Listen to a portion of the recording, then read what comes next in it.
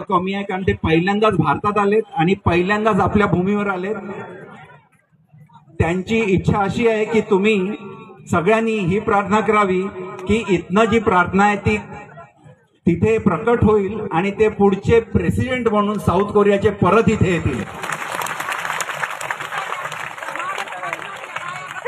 हा काही छोटा क्षण नाही, कारण आपली जी नाळ आहे, आपली ती नाड आहे फक्त बौद्ध धम्मात कार्यरत असलेले भिक्षुगणच नाही, तर त्या समाजात विविध विभूषित असलेले लोक जी आहेत ती आपल्या धम्माचलला चालून येत आहेत। कमी आहे, कारण ते पहिल्यांदाच भारतात आलेत आणि पहिल्यांदाच आपल्या भूमीवर आलेत। त्यांची इच्छा अशी आहे की तुम्ही सगळ्यांनी ही प्रार्थना करावी की इथनं जी प्रार्थना आहे ती तिथे प्रकट होईल आणि ते पुढचे प्रेसिडेंट म्हणून साऊथ कोरियाचे परत इथे येतील।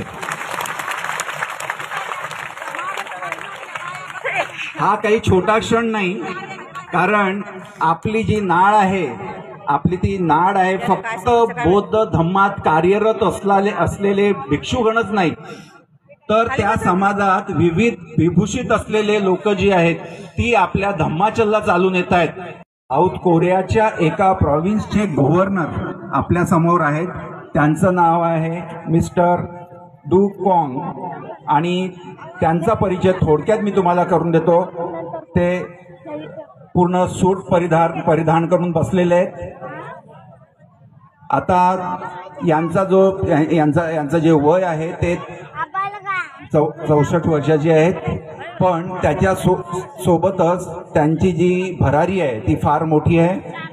पर्सनली ते बुद्धिस्ट आहेत आणि सोशली ते पॉलिटिशियन्स आहेत।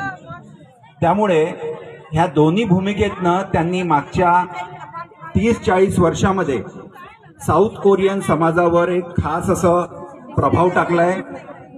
मला वाटतं त्यांच्याकडे आता 3 पोझिशन्स आहेत। ते रुलिंग पार्टीचे ते वर्किंग प्रेसिडेंट सुद्धा आहेत।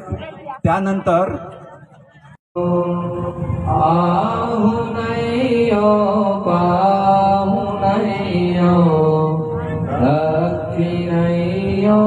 अंजलि करणीयो अनुत्तरं